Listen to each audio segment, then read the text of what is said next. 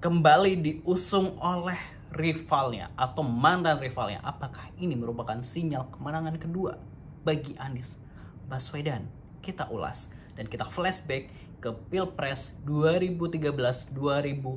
Seperti yang kita tahu bahwa Anies Baswedan atau sosok Anies Baswedan ini menjadi juru bicara tim sukses Joko Widodo dan Yusuf Kala itu, di mana saat itu Joko Widodo berival atau kontra dengan Prabowo Subianto dari Partai Gerindra.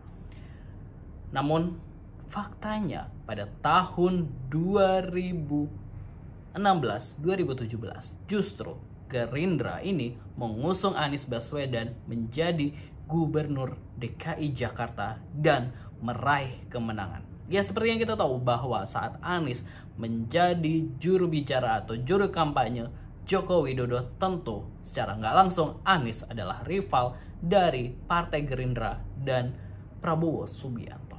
Namun kita nggak pernah tahu ternyata Prabowo justru mengusung Anies di Pilkada DKI Jakarta dan alhamdulillahnya meraih kemenangan. Dan seakan dejavu, di mana pada Pilkada DKI Jakarta 2016-2017 Partai Nasdem merupakan rival dari Anies Baswedan, di mana saat itu Partai Nasdem ini mengusung Ahok atau Basuki Cahayapurnama sebagai Gubernur DKI Jakarta.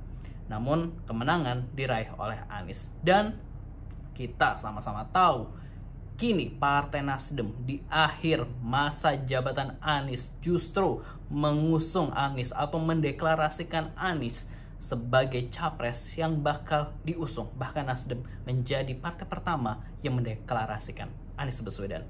Kita tahu bahwa selama menjabat Gubernur DKI Jakarta, Nasdem tentu menjadi rival dari Anies Baswedan atau menjadi oposisi dari Anies Baswedan. Bahkan media yang berada di belakang Partai Nasdem pun kurang berpihak dengan kebijakan-kebijakan yang dilakukan oleh Anies Baswedan. Nah, kita nggak tahu apakah ini adalah sinyal kemenangan kedua bagi Anies Baswedan, di mana sebelumnya Anies Baswedan diusung rivalnya Prabowo Subianto lewat Gerindra dan PKS dan meraih kemenangan sebagai Gubernur DKI Jakarta, dan kali ini Anies Baswedan diusung kembali oleh rivalnya yaitu Partai Nasdem di ajang Pilpres 2024 untuk memimpin Indonesia 2024-2029. Apakah akan meraih kemenangan yang sama juga? Kita nggak pernah tahu, tapi suara rakyat lah yang menentukan. Maka dari itu, rakyat diharap lebih cerdas lagi dalam memilih pemimpin. Lihat rekam jejaknya, karena Anies Baswedan, Ganjar Pranowo, Prabowo Subianto memiliki rekam jejak yang jelas. Anies memimpin DKI Jakarta selama 5 tahun. Kita bisa lihat bagaimana perkembangan DKI Jakarta. Ganjar Pranowo 10 tahun memimpin Jateng. Apa aja yang udah dilakukan Ganjar Pranowo di Jateng. Dan Prabowo Subianto memimpin kementerian, sebuah lembaga kementerian. Bagaimana semuanya itu berdampak. Rekam jejaknya bisa dilihat. Mari jadi pemilih cerdas, karena gagal atau salah memilih memimpin, Indonesia bisa gagal jadi negara maju. Jadi menurut teman-teman, siapa yang paling pas atau paling layak membawa Indonesia semakin maju? Silahkan tentukan suaranya di 14 Februari 2024 mendatang. Wassalamualaikum, jangan lupa subscribe.